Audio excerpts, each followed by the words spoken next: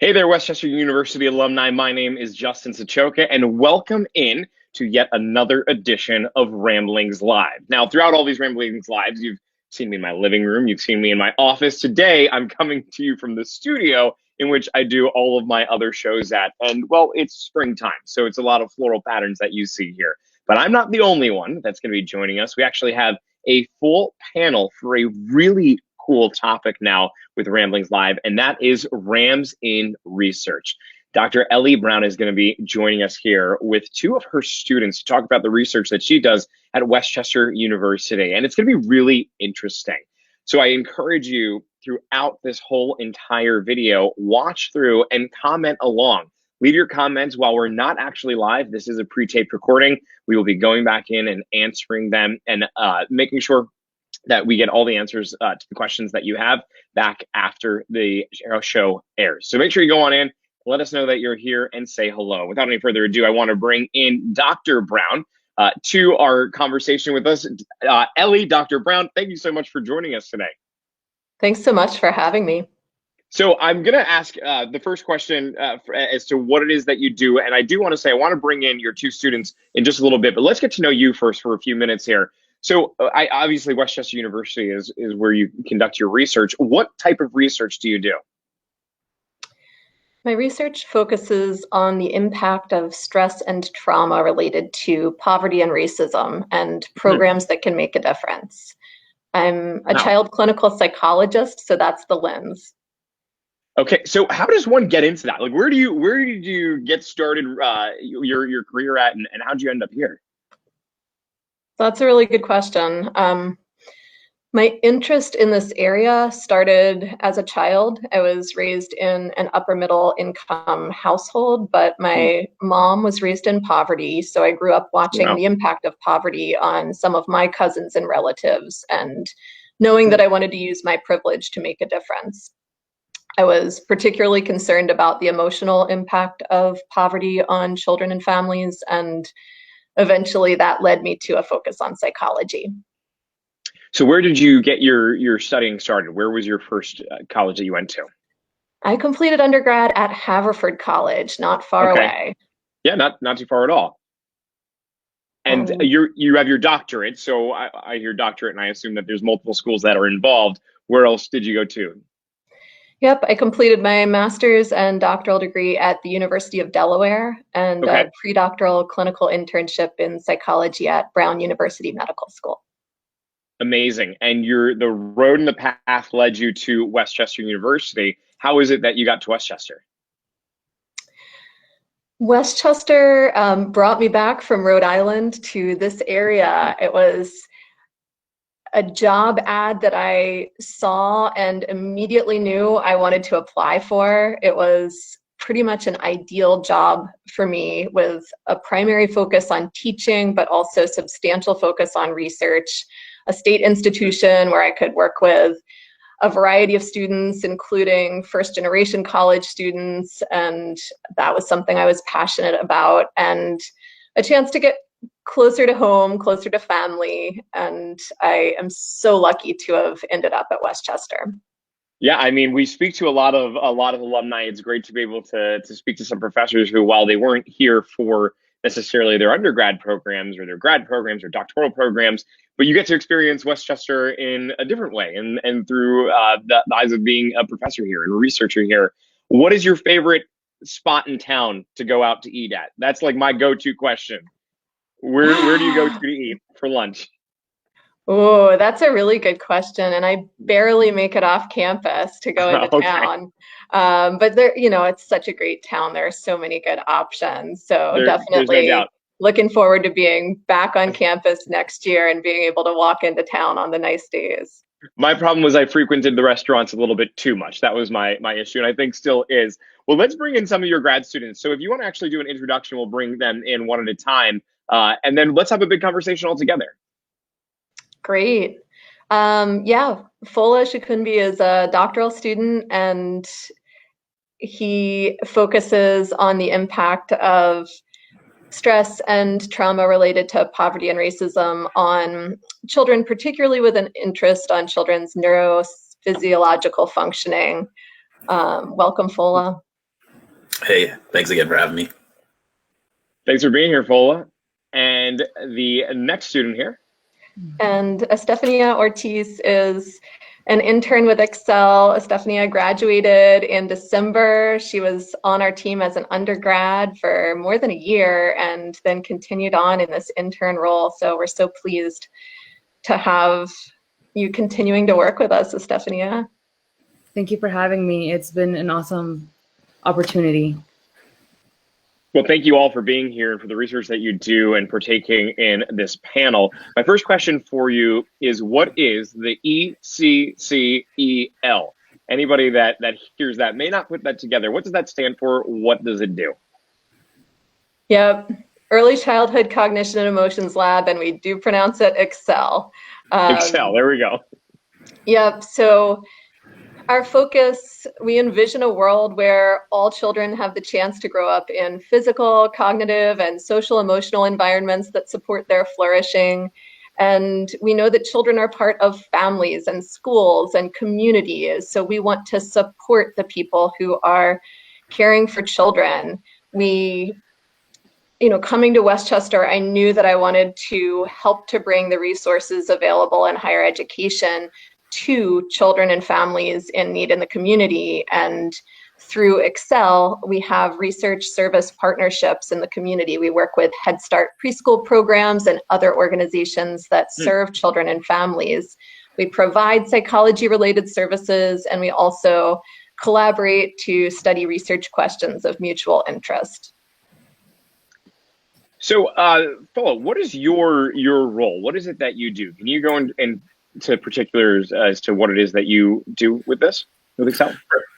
Yeah, and so I came on this year. I'm a first year in Westchester's Society Doctor of Psychology program. And so a little bit last semester was learning the ropes, kind of the procedures that we do, how we interact with schools and children and their families, and really collecting a lot of the information that we use to kind of figure out the things that we do as a result of our work in the lab. And so we'll have kids, we say they come in and play games with us, and we collect different kinds of information, and then we use kind of information on their life circumstances and associate how they perform on those tasks and see kind of, can we explain why someone does better or a little worse than we can expect them to do? So my mind, you said about how like you'll have kids that will come in and play games. I think of the stereotypical movie where it's the room with like that glass window. Does that exist? Is that the type of situation we're talking about here? Or how is research conducted? What is it not like the movies portray? Not for this lab.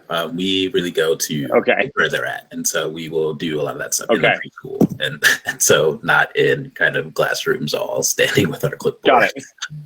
Right. It's a little bit different. Yeah, just a little bit.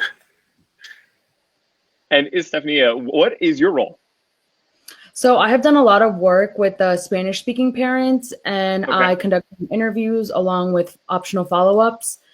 And right now I'm also working with current Westchester University ECCEL students, and it's over Zoom, and then also sometimes at the preschool in Coatesville. Okay, so you have a little bit of movement in a world where it's over Zoom and Teams, and we're using online. How has your job been affected? Do you still have to be hands-on? Yeah, like some days it is hands-on, but with the parent interviews, it's over the phone. I believe that they have to do them in person and just hand them, but now it's over the phone. And I mean, I like it. I think it's a great way to also kind of get to know the parents a little bit more, especially if they do the follow-ups. Sure. Excellent. Now, how is this funded? How is the ECCEL lab funded, Dr. Brown? We've been really lucky through the years to have strong support from WCU, support from local organizations and foundations, our arts partners, and even from private donors. Currently, we have 2 federally funded grants to examine the impact of arts and mindfulness-based programming and how that type of programming might alleviate the impact of stress and trauma related to poverty and racism. So in a prior study, for example, that was funded by the National Endowment for the Arts, or NEA, we demonstrated that the arts could get under the skin, reducing levels of the stress hormone cortisol for young children. And those findings matter, especially for children who are facing disproportionate stressors due to poverty and racism. So our current projects build on that work, and we're trying to identify active ingredients in arts programming, as well as understand the particular neurophysiological changes that might drive changes in children's emotions and behavior. And our most recent grant is actually a cooperative award from the National Endowment for the Arts and provides support to establish a new arts research lab based at WCU, which we're calling Research on Equity via the Arts in Childhood, or REACH. So that lab's being launched in collaboration with other researchers at Wolf Brown and with community partners, including our longtime partner, Settlement Music School, as well as Carnegie Hall, World Cafe Live, Play on Philly, and others. And the Keystone study will take place at Settlement Music School's Kaleidoscope Preschool Arts Enrichment Program. Well, congratulations. That sounds huge. That sounds like an awesome opportunity. Thank you. We're really excited. So how big is the team? Of course, there's 3 of you that are on here now, but how many people are involved in this, Fola? So there are quite a few graduate students, and we're pretty fortunate to be able to work with Dr. Brown on kind of from a lot of different angles. So like she said, I'm interested in how some of the physiological things connect to these, whether or not you have the more resilient reactions or more detrimental effects in these children over the long term. There are also people looking at it from all kinds of different angles, like behaviorally, kind of what do you see in the day-to-day versus what's going on in the brain, like with cortisol and things like that. But there is also each semester a large team of undergrads that are really supporting that work that we are super appreciative of, because it's difficult to do everything without kind of support in the background, and we appreciate them for that. I'm sure it's a huge team that it takes to make all of this work and for all this to go together. And it sounds like there's a lot of different aspects of this. So Dr. Brown, can you actually break down and explain the research a little bit further, and the different areas, the different aspects of it to anybody that may not understand still at this point what it is that you guys do? Yes. So when we think about working toward a world where all children have the chance to reach their full potential, we try to work toward that at several levels within our lab. So the first level is that we provide psychology-related services to children who need those services in the community. And the second level is the research. So we collaborate with community organizations to study questions of mutual interest. So some of those questions might be about particular aspects of poverty that are problematic for children and families. For example, some of our work has focused on poverty-related instability. So it's not just the fact that when you have insufficient economic resources that relates to material hardship, but it's also the case that if you have instability in your financial resources, it tends to be linked to instability in other areas of life in terms of where you live and who might be living with you, in terms of family routines and functioning. So we look at aspects of poverty that are problematic, and then we look at what programs can make a difference. What can preschools do? What can families do? What can we as psychologists do to support children facing adversity? And we have focused in on arts-based interventions as one of the areas of interest. So how can arts-based interventions potentially have a positive impact for children facing stress and trauma related to poverty and racism? I was going to ask, how is it? What are some of the things that a preschool, for example, what can they do? A friend of mine who went to Westchester has a daycare and has young children that are there. What are some of the findings from your research that maybe someone like that, or one of the thousands, tens of thousands of students that graduated from Westchester who were education majors, what kind of things can they do that they can bring into the classroom? What are some examples? Yeah, that's a good question. So in terms of our research on the arts, we believe the arts are important objects of learning. So we think the arts are valuable for art's sake, but we also have research findings that suggest the arts can be important mechanisms for learning, especially for young children, and that the arts might have social emotional benefits that matter, especially for children facing stress related to poverty and racism. So music, dance, and visual arts, for example, can be used to provide multiple channels for learning, multiple modes for children to hook in, engage, be able to experience success, even at very developmental levels. The arts can promote inclusivity, can facilitate bringing varied cultural traditions into the classroom, can allow children to express their individual realities and help them experience emotions like interest, happiness, pride.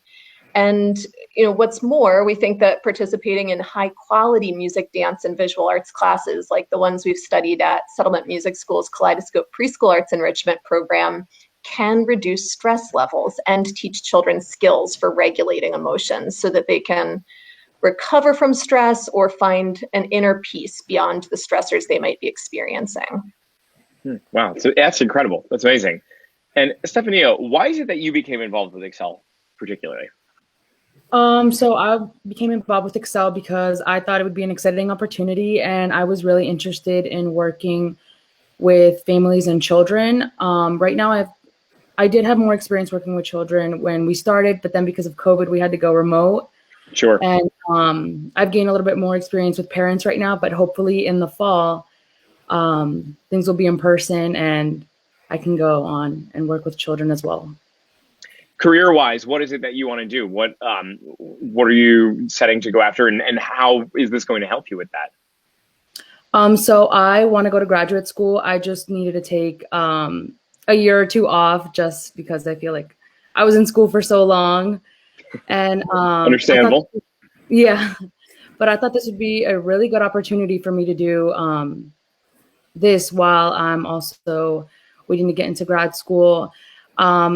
I think I'll focus on maybe general psychology first and then see what I want to focus on later on. Excellent. And Fola, how about you? Why was it that you got involved? And so this lab is kind of a convergence of a lot of factors that drew me into psychology generally. And so I like working with kids, generally speaking, but there are limited ways to do that and support yourself. But I also have a passion for psychology, and so kind of that mixture there. This lab in school specifically, I've worked at a few different labs up until enrolling in grad school, and a lot of the studies we do don't provide a direct benefit. It's like, yes, we're collecting this information, but it might not necessarily benefit you specifically right here and now.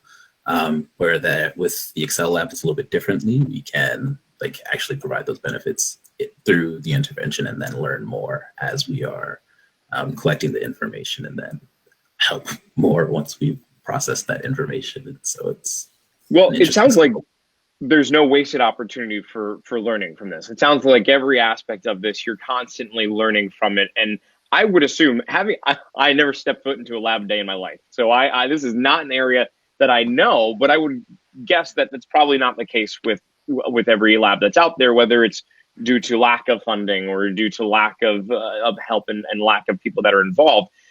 Dr. Brown, how would you say that the ECCEL lab in particular, is different from other labs that are out there? And what have you created at Westchester University and within your lab that sets it apart and makes it better than other labs that are out and can be found in the country? Well, there are a lot of good labs out there, including at Westchester University. But I do think my intention was to build a lab that was directly connected with the community, that was serving the community at the same time it was providing rich educational opportunities for our WCU students. And I think we've achieved that. So the opportunity to provide those direct services to children who need it, at the same time as students are learning psychology-related tools, the opportunity to collaborate with community organizations on research questions that are of mutual interest, and to allow students to be part of that research and gain experience and skills that are valuable for graduate school and for their future careers. And we are always learning and engaged in our own process of education, We're also engaged in our own process of examining our own positionality in relation to systems of oppression. So we know that to change poverty and racism, structural, institutional change is needed, but we also know people are part of institutions, and that for lasting change, we need change in people's hearts and minds, including our own. We want to be part of the change. That's incredible. And for what you see in the future for ECCEL, what is on the horizon? What do you see coming up? Good question. We're so excited to launch this new REACH lab, the Research into Equity via the Arts in Childhood lab, with the National Endowment for the Arts, with Wolf Brown, with our arts partners like Settlement Music School, Carnegie Hall, World Cafe Live, Play on Philly, where we understand that the arts can't undo the root causes of poverty and racism, but we do think the arts have a role to play in promoting equity, in alleviating some of the toxic effects of oppression. And we're really excited for the next steps in discovering the best ways to use the arts for those purposes. That's incredible. And with what you see, Fola, from your perspective, how do you see your role in this, or what excites you about the new partnership and this continuing to grow? Yeah, and so I also I have a background in education, so it's extending some of the things that I learned through that and getting to be involved in more of that realm with helping develop tools for children in classrooms to be able to grow and succeed. And so it's just another interest piled onto what else I'm already getting out of the lab. That's excellent. And Estefania, how about for you, with people that are going to be a part of this? How do you see that others can benefit from this lab, from the perspective of somebody who is in undergrad right now and will become an intern and be a part of this research lab? What type of things would they take from that? Well, I know for me, it's definitely helped me improve leadership skills, especially this semester. So I feel like that's it'll help others as well, and their ability to work with other people, especially with children and the families, by conducting the interviews. And then also working on time management, because there is definitely a lot to do here, and it's good to balance it all out. So now, are you iCalendar people? Do you use Microsoft Teams? What's the organization program that we're using to balance everything? Well, I write everything down that I need to do, and then I check it off. If not, I'll just forget. That's a smart call. That's a good decision. Dr. Brown, if other people that are watching maybe want to get involved in some way, what are some ways that people can get involved? Whether it's students who want to partake in the research, maybe there's somebody who wants to donate money. What are some of the ways that community partners and community members and students can be involved in this? Great question. So we always have opportunities for WCU students. Each semester, we're recruiting a team of students who want to make a difference in the community with children and families, want to gain skills for grad school, for future careers in psychology or related fields, and definitely welcome students to reach out to me if they have an interest. We are currently studying yoga, mindfulness-based interventions, as well as arts-based interventions. So students with background or interest in those areas are welcome. In addition to our partnership with Settlement Music School, we're actually partnering with AHA, Arts Holding Hands and Hearts, which is an arts organization based in Chester County, and they have intern positions available for our students as well. So Westchester students should reach out and discuss possibilities. And we do also have a fund in the WCU Foundation to support the work. That's been really important for sustaining the work and for positioning us to be able to apply for federal grants. So absolutely appreciate the donors who have contributed to that fund, and would encourage you to reach out to me or to the foundation if you have an interest in supporting the work. And if other community members are interested in just staying connected, learning more, we have an Instagram, a YouTube channel, and I'm always open to conversations. So definitely reach out. Well, thank you all so much. And please, obviously, if you're watching and you want to be involved, don't hesitate to reach out. But I want to thank you all for jumping on here and explaining a little bit about the research, and wish the best of luck to you, especially with the new partnership and the new lab that's coming. It sounds incredibly exciting and sounds like there's going to be a lot of work ahead, but work that is benefiting the community and obviously benefiting everybody that's involved in it as well. So it sounds like there's amazing research that's being done. So thank you again for joining us on Ramblings Live, and make sure that you follow up with them if you have any questions to be involved. And we'll let you go and enjoy the rest of your afternoon. Thanks so much, Justin. So long, everybody. So that right there, oh, right over there, that's Dr. Ellie Brown, who joined us for Ramblings Live. And if you want to get in touch with her, by all means, please do. Dr. Brown, we'll see you sometime soon around campus. And for lunch, you have to figure out somewhere to go for lunch in Westchester. Good seeing you. Thanks. Take care. We have Ramblings Lives that are diving into RAMs in research throughout the month. So make sure that you tune back in right here to the Westchester University alumni page for that. Until next time, my name is Justin Sachoka. Have a great rest of your week, and I'll see you for Ramblings Live sometime soon. Hey, thank